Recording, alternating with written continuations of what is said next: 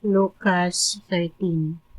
Niadtong higayon na may mga tao didto nga misugilon kang Hesus mahitungod sa mga taga Galilea nga gipamatay ni Pilato samtang naghalad sila ngadto sa Dios. Apan miingon si Hesus kanila, nagtuo ba kamo nga labaw pa sila ka makasasala kaysa ubang Galileanhon tungod kay gipamatay kining mga tawhana sa maong kaagi? Dili. Sultihan ko kamo nga kun dili kamo maghinulsol ug mobiya sa inyong mga sala, mga matay usab kamong tanan sama kanila.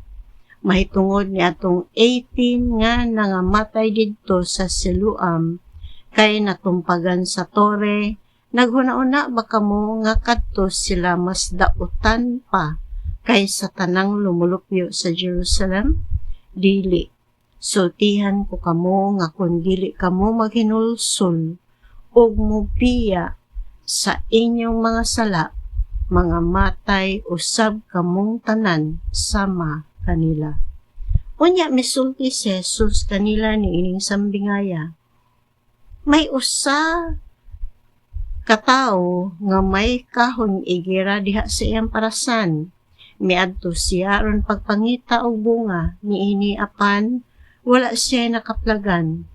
Busa miingon siya sa iyang hardinero, tan-awa ra tulok na karon katuig nga nag-anhian ako dinhi aron pagpangitag bunga niining kahuya. Apan wala gayud ako'y nakaplagan bisag usa. Busa putla kini kay nag-usik lamang sa katambok sa yuta. Apan ang hardinero mitubag, pasagdi una, sir. Bisan ining tuiga na lamang kay akong kalutan ang palibot sa punuan ug unya akong abunuhan. Kung mamunga kini sa sunod tuig, maayo apan kun dili, ipaputol kini. Usa niya na kaadlawng ipapahulay, nagtudlo si Jesus didto sa usa ka sinagoga. Didto may babae nga gihawaan ug tungod niini nasakit siya sulod na sa 18 ka tuig. Nagtiko siya og dili na makatuyhad. Sa pagkakita ni Jesus kaniya, miingon siya sa babae, naayo na ikaw sa imong sakit.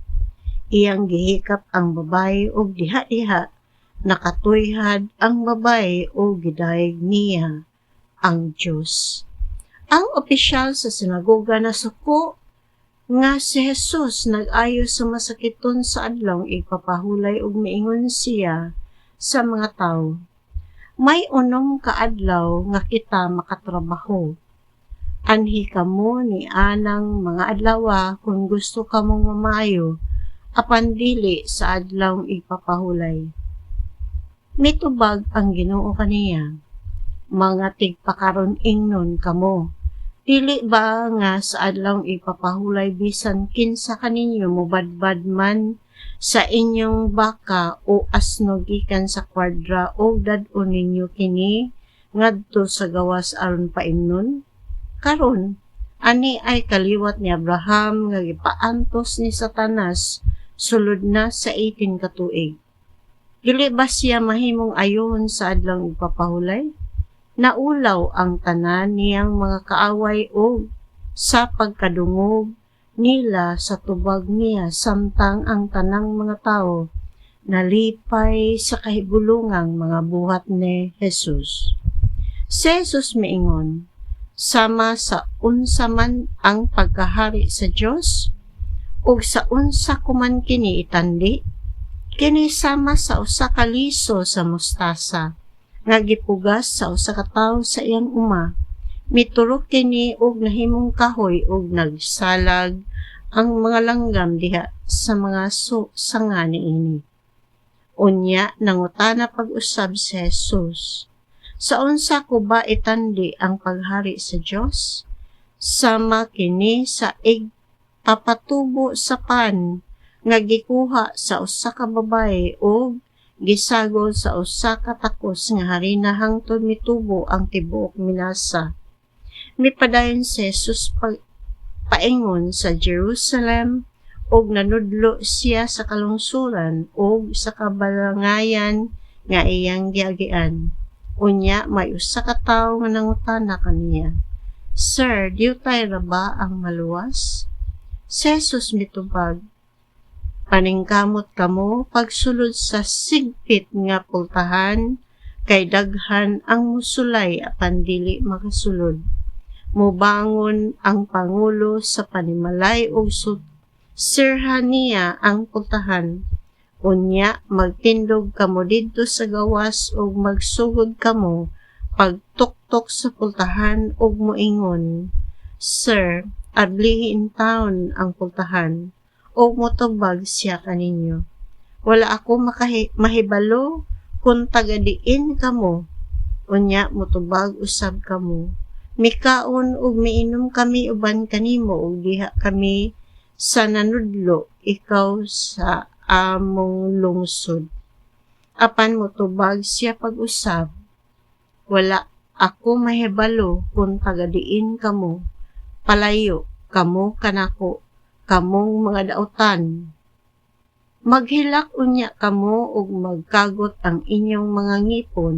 Inig kakita ninyo kang Abraham, kang Isaak ug kang Jacob ug sa tanang mga propeta didto sa gingharian sa Dios. Samtang kamo adto ra sa gawas, daghang mga tawo ang mangabot gikan sa silakan ug sa kasadpan ug gikan sa amihanan ug sa habagatan nga motambong sa kan-anan didto sa gingharian sa Dios. Ug unya adunay naulahi nga mahiuna ug aduna usay nahiuna nga maulahi. Niadtong higayuna may pipila ka mga Pariseo nga miabot kang Jesus ug miingon kaniya, "Kinahanglan nga mopahawa ka dinhi ug moadto sa abang dapit kay si Herodes buot mo patay kanimo." Si Jesus mitubag, "Adtoa og suginli kanang mananap nga milo. Naghingilin ako sa mga yawa ug nag-ayo sa mga masakiton karon ug ugma ug sa ikatulo ka adlaw akong tapuson ang akong bulaton. Apan mopadayon gayud ako sa akong panaw karong adlaw, ugma og sa sunod nga adlaw. Dili maayo sa usa ka propeta nga patyon sa gawas sa Jerusalem. Jerusalem o Jerusalem, imong gipamatay ang mga propeta o gibato ang mga sinugo nga gipadala sa Dios kanimo. Pagkadaghang higayon nga buot ako mugakos sa tanang mong mga anak, ingon sa usa ka himungaan nga nagtigom sa iyang mga piso ilalom sa iyang mga pako. Apan dili kabuot nga buhaton ko kini. Karon ang imong balay biyaan sa hingpit. Dili ka na makakita kanako hangtod sa adlaw nga ikaw moingon, bulahan siya nga mianhi sa ngalan sa Ginoo."